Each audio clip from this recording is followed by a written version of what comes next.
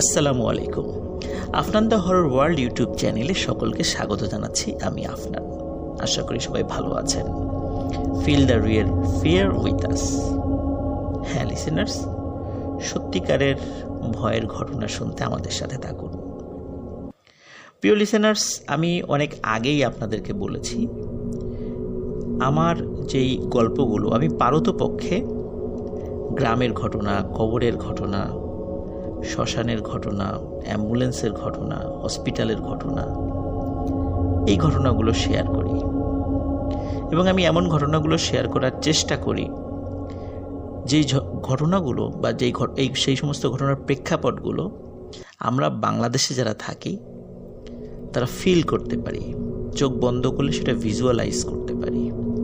এই জন্য গ্রামের ঘটনা, যদি সেটা ভয়ের ঘটনা একটু কমও হয়, তারপর আমাদের ভালো লাগে।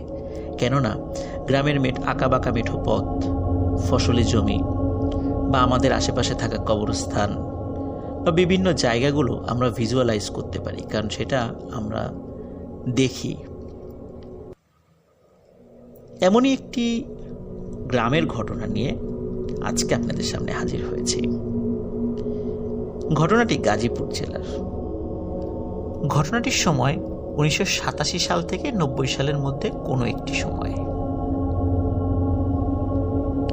এই ঘটনাটি যিনি আমাকে দিয়েছেন তার নাম হচ্ছে মাসুম, যিনি একজন সেনা সদস্য। তিনি কুমিল্লা ক্যান্টনমেন্টে বর্তমানে কর্মরত আছেন। আর এই ঘটনাটি উনি সংগ্রহ করেছেন ওনারই একজন সহকর্মীর কাছ থেকে। আর যার সাথে এই ঘটনাটি ঘটেছে তারই নাতি হন মাসুম ভাইয়ের এই সহকর্মী।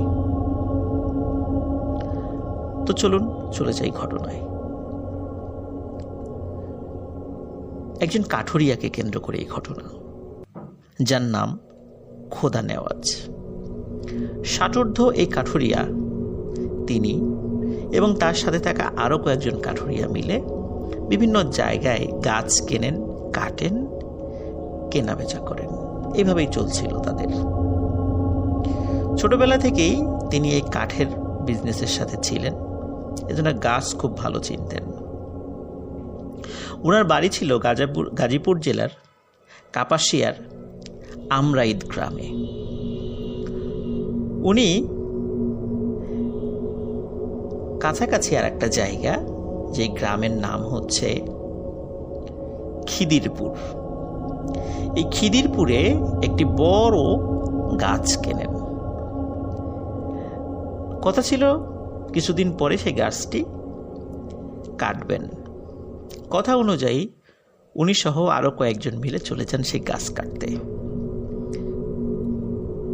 গাছটি বেশ বড় ছিল, ডালপালা, তারপরে গাছের পাতা সবকিছুই পরিপূর্ণ ছিল গাছে।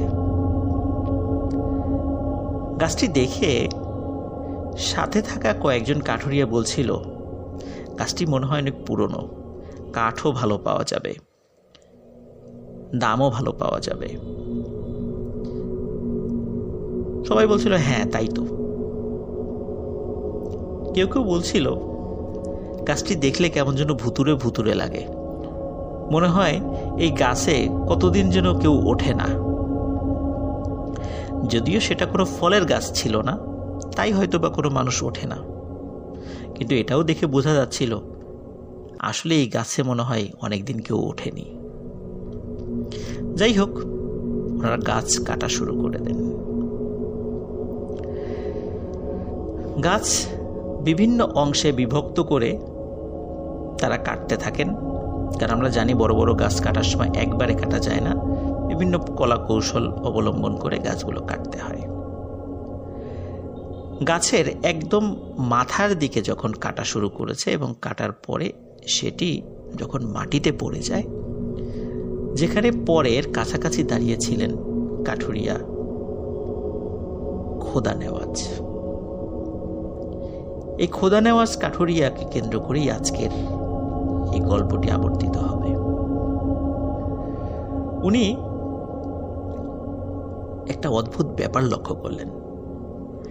গাছটি যখন মাটিতে পড়ে গেল ওই অংশটুকু, তখন দেখলেন ওই গাছের মাথার ওই অংশে একটি হাড়ির মতো কি যেন দেখা যাচ্ছে, এবং মাথার ওই অংশটি মাটিতে পড়ার সাথে সাথে ওই হাড়িটি পাশে ছিটকে পড়ে। ওই হাড়ির মধ্যে থেকে অদ্ভুত রকমের এবং বড় বড় দুটি ব্যাঙ বের হয়ে আসে। খোদা নেওয়াজ এটাও দেখেন ওই হাড়ির মধ্যে রয়েছে চকচকে স্বর্ণের মতো কিছু মোহর। এটি কি স্বর্ণ না অন্য কিছু সেটা উনি পরীক্ষা করেননি বা ওই সময় বুঝতে পারেননি, কিন্তু এতটুকু বুঝতে পারছেন এটা মূল্যবান কিছু। উনি হাত দিয়ে যখনই মোহরটি ধরেন, তখনই ওই যে দুটো ব্যাঙ, এই ব্যাঙ দুটি মাথা ঠুকতে ঠুকতে মারা যায়। হয়তোবা ব্যাঙ দুটি বুঝতে পেরেছিল এই মোহরগুলো মানুষের হাতে চলে গেছে, এটা আর তাদের নিয়ন্ত্রণে নাই। হয়তোবা এই মোহরগুলো পাহারার দায়িত্বে ছিল এই ব্যাঙ দুটি, তারা তো আর রক্ষা করতে পারল না, তাই হয়তোবা তারা সুইসাইড করেছিল। এটি আমাদের অনুমান, আসলে কি হয়েছিল সেটা আমরা জানি না, যে কেন ব্যাঙ দুটি এভাবে মারা গেল। খোদা নেওয়াজ উনি ব্যাঙের এই মৃত্যু দেখলেন, কিন্তু অদ্ভুত ব্যাপার হচ্ছে যে ওইখানে গাছ কাটতে থাকা আরো কয়েকজন, তারা কিন্তু এই বিষয়টি খেয়াল করেনি। খোদা নেওয়াজ যখন দেখলেন যে তারা এই বিষয়টি খেয়াল করেনি, তখন তিনি এই বিষয়টার পূর্ণ সদ্ব্যবহার করলেন। উনি দ্রুত হাড়িসহ মোহরগুলো উনি লুকিয়ে ফেললেন এবং ওখানে থাকা যে গাছের পাতার ডাল এগুলো দিয়ে ঢেকে রাখলেন। তখন উনি অন্য সদস্যদেরকে বললেন, এই তোমরা তো অনেকক্ষণ গাছ কাটলাম, চলো এবার একটু খাওয়া দাওয়া করে আসি। অন্যরা বললো, হ্যাঁ তাই তো, বেশ খানিকক্ষণ তো কাজ করলাম, একটু খাওয়া দাওয়া করে আসার দরকার, চলো যাই। সবাই খাওয়া দাওয়া করার জন্য একটা জায়গায় চলে আসেন।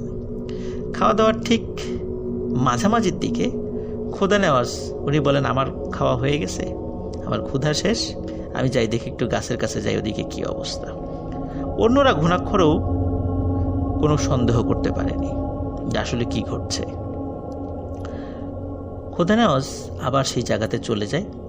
ওখানে যে কাজটি করে, গাছের ডাল পাতাগুলো এক জায়গা করে এবং একটা স্তূপের মতো বানায়, তার মধ্যে ওই মোহর সম্বলিত হাড়িটি রেখে দেন। অন্য কাঠুরিয়া দেখলো যে বাহ, খোদা নেওয়াজ তো কাজ করছে, এই জন্য তারা আর কোনো সন্দেহ করেনি। কাজ শেষে খোদা নেওয়াজ খুব সুকৌশলে ওই হাড়ি ভর্তি মোহরটি উনি সাথে নিয়ে আসেন, যেটা তার সাথে থাকা অন্যরা কেউ টের পায়নি। এই হাড়িটি নিয়ে উনি ওনার বাড়ির পেছনে একটি জায়গায় গর্ত করে পুঁতে রাখেন। এদিকে ওনার মেয়ের বিয়ের কথা চলছিল। পাত্রপক্ষ মেয়েকে দেখে যায়, দিন তারিখও সব ঠিকঠাক হয়। কিন্তু দুঃখজনক ব্যাপার হলো, সব বিষয় পাকাপাকি হওয়ার পরেও পাত্রপক্ষ কোনো এক অজানা কারণে এই বিয়েটি ভেঙে দেয়। বিয়ে ভেঙে যাওয়ার কারণে খোদা নেওয়াজ নিজেও মানসিকভাবে ভেঙে পড়েন, কারণ ওনার বয়স হয়েছিল, এই বয়সে মেয়েকে বিয়ে দেওয়াটাও জরুরি, আর ওই মেয়েটিও মানসিকভাবে ভেঙে পড়েন। খোদা নেওয়াজ যে কাজটি করেন সেটি হচ্ছে, ওই মোহর ভর্তি হাড়িটি উনি বাড়ির পেছন থেকে তুলে ওনার বাসার কাছাকাছি একটি কবরস্থানে নিয়ে যান এবং একটি ভাঙা পুরনো কবরের মধ্যে ওই হাড়িটি রেখে আসেন। উনি ভেবেছিলেন হয়তোবা হাড়ির কারণে এই সমস্যাটি হয়েছে। উনি ওই কবরের ভেতরে রেখে আসার কয়েকদিনের মধ্যেই ওনার মেয়েটি হঠাৎ অসুস্থ হয় এবং অল্প সময়ের মধ্যেই মারা যায়। মেয়ের এই হঠাৎ মৃত্যু উনি মেনে নিতে পারেননি,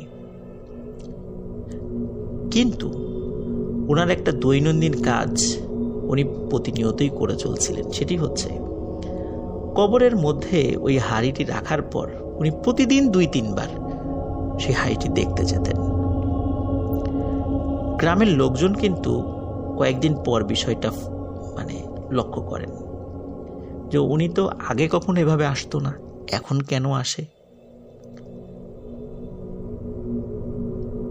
এদিকে আরেকটি ঘটনা ঘটে। ওনার একজন ছেলে অসুস্থ হয় হঠাৎ করে, সেও মারা যায়। পুত্র এবং কন্যার মৃত্যুতে উনি শোকে কাতর হয়ে পড়েন। উনি বুঝতে পারেন যে উনি একটা বড় ধরনের অন্যায় কাজ করেছেন।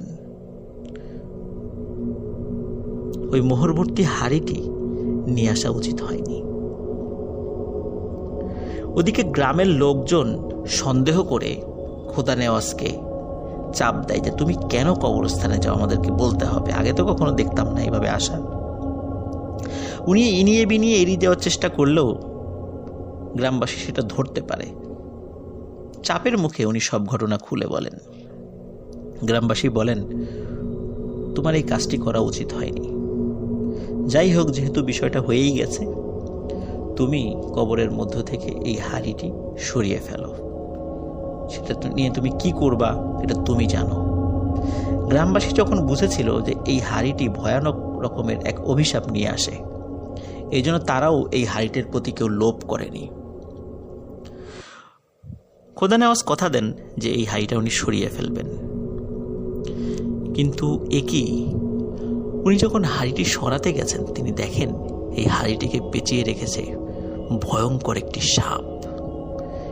এই হাঁড়িটির কাছেও যাওয়া যাচ্ছে না। গ্রামের অনেকেই এই বিষয়টি লক্ষ্য করেছিলেন, কয়েকজনও চেষ্টা করেছিলেন সেটিকে সরানোর, কিন্তু পারেননি। ওই হাঁড়িটিকে আর সরানো যায়নি। ওই হাঁড়িটি ওরকমই রয়ে গিয়েছিল। পরে কি হয়েছে ওই হাঁড়িটির কেউ বলতে পারে না, তবে এটা সত্য, ওই হাঁড়িটি কেউ সরাতে পারেনি। ছেলের মৃত্যুর কিছুদিন পর ওনার আচরণেও অস্বাভাবিকতা লক্ষ্য করা যায়। উনিও অনেকটা পাগলের মতো হয়ে যান এবং কিছুদিন পর মারা যান। ঘটনাটি আপাতত দৃষ্টিতে এখানেই শেষ, কিন্তু প্রিয় লিসেনার্স, আমরা এখান থেকে কি শিক্ষা পেলাম? আমরা এটাই শিক্ষা পেলাম যে যখন আমরা কোথাও কোনো এই টাইপের সম্পদ দেখব, আমাদের উচিত সেটায় হাত না দেয়া। তবে সেখানে যদি কোনো প্যারানর্মাল কোনো বিষয় মনে না হয়, আমাদের উচিত সেটি মূল মালিকের কাছে ফেরত দেওয়ার সর্বাত্মক চেষ্টা করা। আর যদি বোঝা যায় যে এর মধ্যে প্যারানর্মাল কোনো বিষয় হতে পারে বা থাকতে পারে, তাহলে সেই বিষয়টিতে হাত না দেওয়াটাই উচিত হবে। আর যদি মনে করা যায় যে না, এখান থেকে এটা সরিয়ে ফেলার দরকার, তাহলে সেটি সরিয়ে একটি নির্জন স্থানে রেখে আসা উচিত। আর তা না হলে বা লোভ করলে এই ধরনের পরিণতি আমাদের সাথেও হতে পারে। আল্লাহ আমাদের সবাইকে হেফাজত করুক। যারা এখনো আমাদের চ্যানেলকে সাবস্ক্রাইব করেননি, তারা দ্রুত সাবস্ক্রাইব করে ফেলুন। প্রতিনিয়ত সুন্দর সুন্দর ঘটনা পেতে আমাদের সাথে থাকুন। সবাই ভালো থাকবেন, সুস্থ থাকবেন। আসসালামু আলাইকুম।